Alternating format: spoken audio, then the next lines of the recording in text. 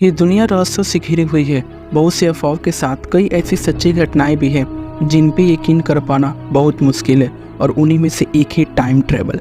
लेकिन साल 1954 में एक ऐसी घटना हुई जिसने पूरी दुनिया को चौंका के रख दिया।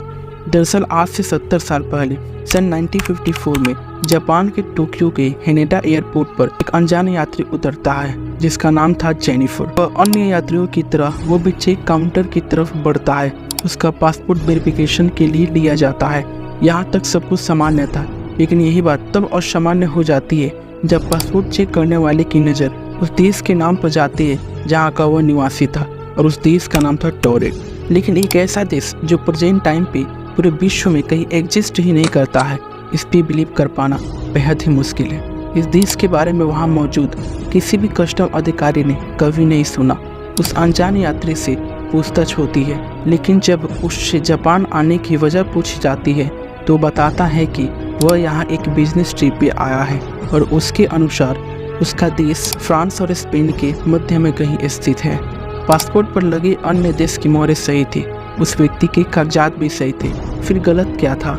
गलत ये था कि जिस देश से आने का वह दावा व्यक्ति कर रहा था वह देश दुनिया में कहीं मौजूद ही नहीं है।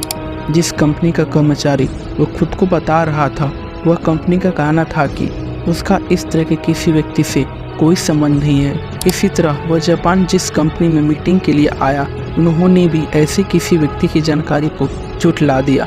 जिस होटल में यह व्यक्ति अपने ठहरने की बात कर रहा था, उस होटल में भी उसके नाम से कोई बुकिंग नहीं थी। परेशान अधिकारियों ने जब उस अनजान यात्री को वर्ल्ड मैप दिखाकर उसमें उसे अपना देश खोजने को कहा, तो उसकी उंगली एंडोरा नामक देश पर जाके रुक गई, जो फ्रांस और स्पेन के बीच में स्थित था। और वह परेशान हो गया बिकॉज उसका दावा था कि यह मैप ही गलत है, क्योंकि यहाँ एंडोरा की जगह टोरेट देश का नक्शा होना चाहिए।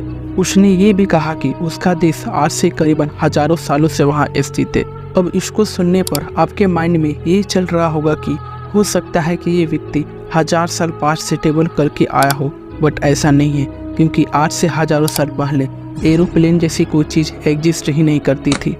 उस यात्री की हर बात कस्टम अधिकारियों को उलझा रही थी, लेकिन उसके दस्तावेज फर्जी नहीं लग रहे थे। और तो और उसके पासपोर्ट पे इसके पूर्व टोक्यो की कई यात्राओं की मुहर भी लगी हुई थी। मामलों को उलझता देख एयरपोर्ट अथॉरिटी ने एक होटल के कमरे में पुलिस कस्टडी के साथ उस अनजान यात्री के ठहरने की व्यवस्था कर दी।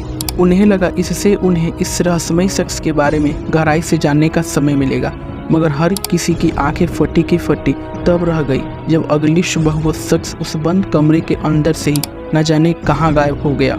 इतना ही नहीं, बल्कि जो दस्तावेज पुलिस ने उससे बरामद किए थे वे सब भी गायब थे।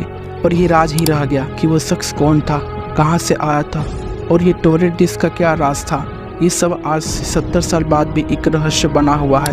कई रिपोर्ट में ये बात भी कही गई है कि उस शख्स टाइम ट्रेवलर था जो गलती से इस समय में आ गया था।